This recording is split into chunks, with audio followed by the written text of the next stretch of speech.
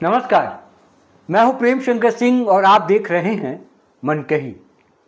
आज हम बात करने जा रहे हैं बिहार की राजनीति के उस बड़े नाम की जिसे कभी चुनावी रणनीति का मास्टरमाइंड कहा गया, जिसने देश के कई राज्यों में नेताओं को सत्ता तक पहुंचाया। लेकिन आज जब वही व्यक्ति अपने राज्य में कदम रख रहा है तो लगता है कि वो एक नहीं, दो नहीं, बल्कि 3 ऐसी भूलें कर रहा है जो उसकी पूरी चुनावी यात्रा को डुबो सकती है। हम बात कर रहे हैं प्रशांत किशोर की और इन 3 बड़ी भूलों की। पहली भूल, शराबबंदी हटाने का ऐलान। दूसरी भूल, जातीय समीकरण को नजरअंदाज करना। और तीसरी, ये मान लेना कि पलायन और रोजगार के मुद्दे बाकी सारे मुद्दों से बड़े हैं, सिर्फ इन्हीं पर चुनाव जीता जा सकता है। चलिए शुरुआत करते हैं शराबबंदी से। 2016 में नीतीश कुमार ने बिहार में शराबबंदी लागू की। शुरुआत में इसे कई लोगों ने अव्यावहारिक कहा, लेकिन राजनीति में यह कदम नीतीश के लिए सबसे बड़ा मास्टर स्ट्रोक साबित हुआ, क्योंकि इसका सीधा असर पड़ा महिलाओं के वोट पर। आंकड़े देखिए, जनवरी 2025 तक बिहार में कुल मतदाता लगभग 7 करोड़ 80 लाख हैं। इनमें महिला मतदाता 3 करोड़ 72 लाख, यानी कुल वोटर्स का करीब 47.7%। अब यह सिर्फ संख्या नहीं है, यह एक ठोस वोट बैंक है। और इस वोट बैंक की सबसे बड़ी पहचान है कि यह मतदान के वक्त पुरुषों से ज्यादा एक्टिव रहता है, यानी कि सक्रिय रहता है। 2020 विधानसभा चुनाव में महिलाओं का मतदान प्रतिशत था 59.58, जबकि पुरुषों का 54.68। 2024 लोकसभा चुनाव में महिलाओं ने 59.39% वोट डाले, पुरुषों ने 53.28%, यानी 6.1% का फर्क, जो कई सीटों का फैसला बदल सकता है। और महिलाएं शराबबंदी को सिर्फ कानून नहीं, बल्कि अपने घर में शांति की एक गारंटी मानती है। गांव की महिला के लिए शराबबंदी का मतलब है पति का समय पर घर आना, बच्चों की पढ़ाई के लिए पैसे बचना, घर में मारपीट कम होना और सुरक्षा का एहसास।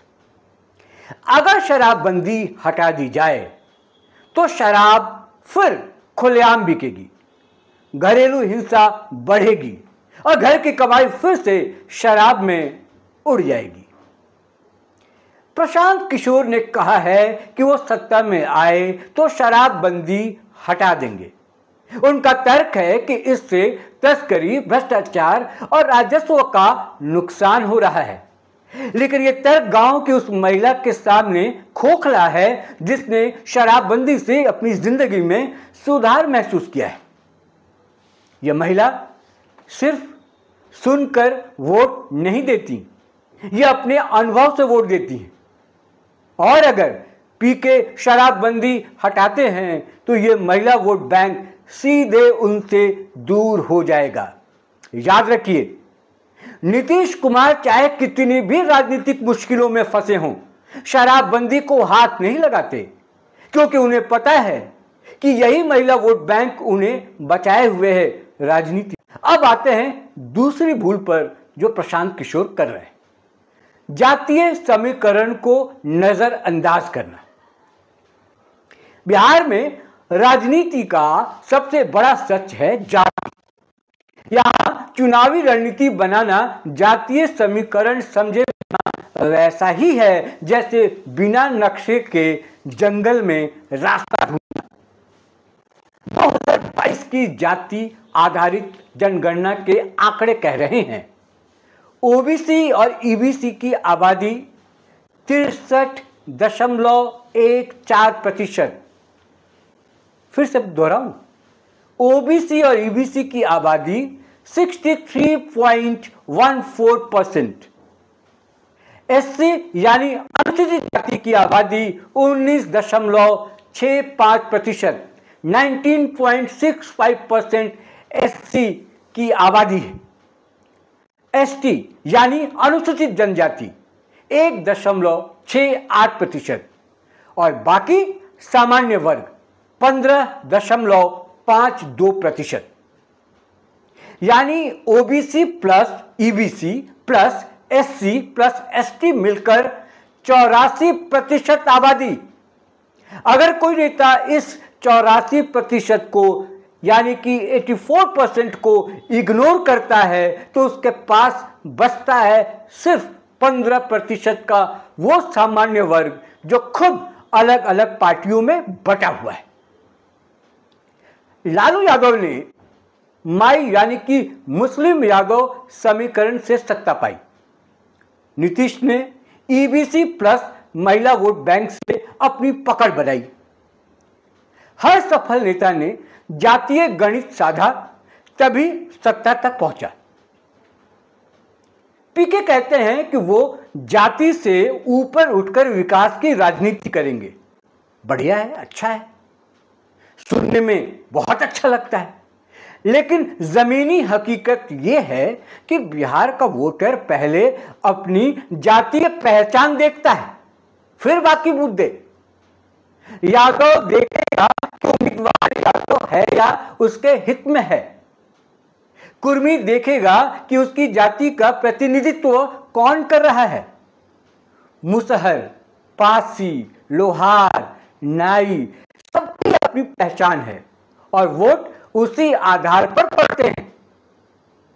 अगर पीके जातीय समीकरण को नजरअंदाज करते हैं तो ओबीसी वोट आरजेडी या एनडीए के पास जाएगा, एससी वोट आरजेडी, एलजेपी या बीएसपी के पास और ईबीसी वोट नीतीश या बीजेपी के पास रहेगा। पीके के पास बचेगा सिर्फ फ्लोटिंग वोट, उधर होता रहता है और इससे बिहार में सत्ता नहीं मिलती। और अब तीसरी, दो भूल की बात मैंने बताई आपको, और जो तीसरी भूल कर रहे हैं प्रशांत किशोर, अब उसकी बात सुनिए।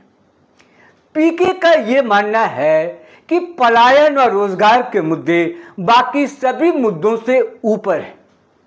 पीके गांव गांव जाकर कहते हैं अपने बच्चों का चेहरा देखकर वोट दीजिए। सोचिए कि आपके बेटे बेटियां रोजगार के लिए बाहर क्यों गए। सोचिए कि परिवार बिछड़ा क्यों है। यह एक भावनात्मक कार्ड है, इमोशनल कार्ड जिसको कहते हैं। और यह सच भी है कि पलायन और रोजगार बिहार के सबसे बड़े मुद्दों में है। लेकिन बिहार के मतदाता ने पिछले 30 साल में बार बार यह साबित किया है कि सिर्फ इमोशन से वोट नहीं पड़ते। यहां रोजगार और विकास के मुद्दे तभी असर करते हैं जब वो जातीय पहचान और सामाजिक सुरक्षा के मुद्दों के साथ बैलेंस हो। अगर आप कहें कि पलायन रोक देंगे लेकिन जातीय प्रतिनिधित्व और महिला सुरक्षा की गारंटी नहीं देंगे तो मतदाता आपको सुनकर तालियां तो बजा देगा, लेकिन वोट देते समय अपने जातीय और सामाजिक हितों को पहले रखेगा। यानी पीके का यह मानना कि रोजगार और पलायन के मुद्दे सारे समीकरणों को मात दे देंगे, एक खतरनाक गलतफहमी है। यह वही गलती है जो कई नए नेता करते हैं। वो मानते हैं कि सिर्फ विजन से चुनाव जीता जा सकता है, जबकि जमीनी राजनीति में विजन के साथ समीकरण भी चाहिए। अब जरा इन तीनों बातों को जोड़कर देखिए। पहली गलती, शराबबंदी हटाने से 48% महिला वोट बैंक का नाराज होना। दूसरी गलती, जातीय समीकरण को नजरअंदाज करना 84% आबादी को अपने से दूर करना, 84% याद रखिएगा। तीसरी गलती यह मान लेना कि पलायन और रोजगार के मुद्दे इतने बड़े हैं कि बाकी सब अपने आप हल हो जाएंगे। देखिए, राजनीति में पहला नियम है अपने सबसे बड़े वोट बैंक को बचाओ। दूसरा नियम, अपने प्रतिद्वंदी के वोट बेस में सेंध लगाओ। पीके इन दोनों नियमों को तोड़ रहे हैं और ऊपर से तीसरा नियम खुद बना लिया है कि इमोशनल कार्ड बाकी सबको मार देगा। लेकिन बिहार की राजनीति में इमोशनल कार्ड सिर्फ तभी जीतता है जब वो जातीय और सामाजिक कार्ड के साथ खेला जाए। पीके अगर इस हकीकत को नहीं समझेंगे तो उनकी स्थिति वैसी होगी जैसे बिना बल्ले का बल्लेबाज मैदान में मौजूद लेकिन खेल से बाहर हो जाएंगे। आखिर में बड़ा विजन या दमदार मुद्दा काफी नहीं होता। चुनाव जीतने के लिए उस राज्य की नब्ज पकड़नी पड़ती है। बिहार की नब्ज में महिला सुरक्षा, जातीय पहचान और रोजगार, ये तीनों एक साथ धड़कते हैं।